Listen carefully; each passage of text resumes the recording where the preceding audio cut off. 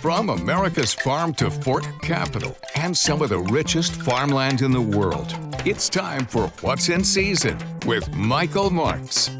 Well, welcome to this month's What's in Season with Michael Marks. What a fun show we're going to have for you. And first of all, thank you so much for joining us. I hope you tell all of your friends and family about the show so they can tune in as well. But this month, we've got a fun show talking about berries. That's right, we're going brambling for berries. And then, of course, we got Dr. Chelsea Azarkan is with us. The kids and grandkids are home. How do we get those kids and grandkids into a healthier habit? So by the end of summer, they are into a healthier habit in their eating and exercise and everything else. Of course, Mandy Bottoms from Ag in the Classroom is here. I'm so excited about this. She's making ice cream in a bag. Not just any ice cream, berry ice cream in a bag.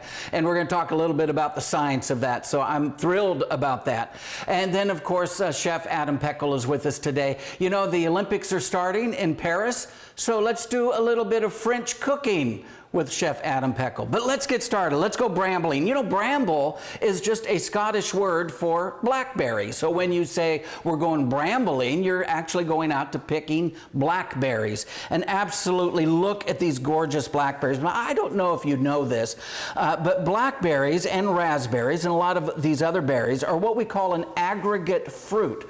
An aggregate fruit means they're made up of a whole bunch of little fruits. So if you notice all these little round things, each one of those is a fruit all by itself. It's called a druplet. And so it's made up of dozens of these little druplets.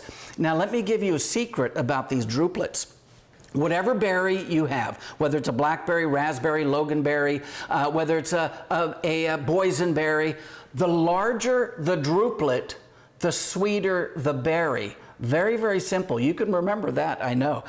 So these beautiful blackberries, beautiful raspberries, which we also call thimbleberries, because it's the only one that pulls away from the cap, right? And the early miners here in California started calling this the thimbleberry because it fits on your finger. Of course, this is a loganberry named after Judge J.T. Logan from Santa Cruz. He's the one who developed this back in the 1880s. Of course, the boysenberry. Oh my goodness, who doesn't love a boysenberry pie or boysenberry ice cream?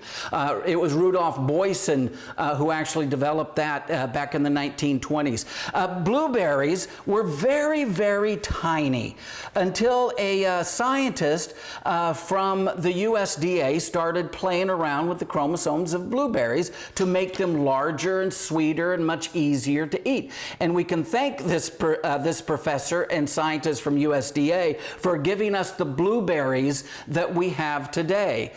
So many different kinds of berries out there. Absolutely love every single one of them. A lullaberry is another one that was developed in Corvallis, Oregon, again by a USDA scientist. So all these different berries, this is the time of year. May I tell you a couple things about berries? First of all, I told you how to pick out the sweetest, right? The second thing I want you to remember, how to properly store them. Do not in a million years wash these berries until just before you use them. All berries are like the Wicked Witch of the Wizard of Oz. They will melt. I'm melting if you put water. So please do not wash the berries until just before you use them. Second thing, storage. Do not in a million years treat your berries like an apple or an orange. Okay? Don't put them in the refrigerator and think they're going to last for a week. No. If you're not going to eat your berries within 48 hours, give them to a neighbor and let your neighbor enjoy them. And third thing, berries are best served at room temperature. Julia Child taught us this. Chef Julia Child. Berries are always best served at room temperature. That's when the flavor and the aroma, you're smelling it, right? A lot of that goes through your nose, and that aroma is very, very active when they're at room temperature.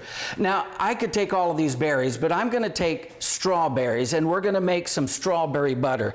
If you remember, Chef Adam Peckel made compound butter. Well, this is a compound butter. So basically, we're going to start with butter, and we're going to just cream the butter very, very simply.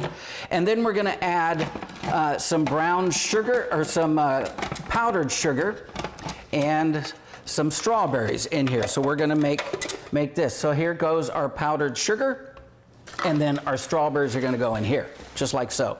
All right, very, very simple. Compound butter. So what can you do with this? Oh, there's so many things you can do with this. Okay, let's get this thing a-rocking and rolling. Chef Adam Peckle, where are you when I need? There we go. So let's just pulse this. So what can we do with our strawberry butter? Do you like waffles? Me too. Do you like French toast? Me too.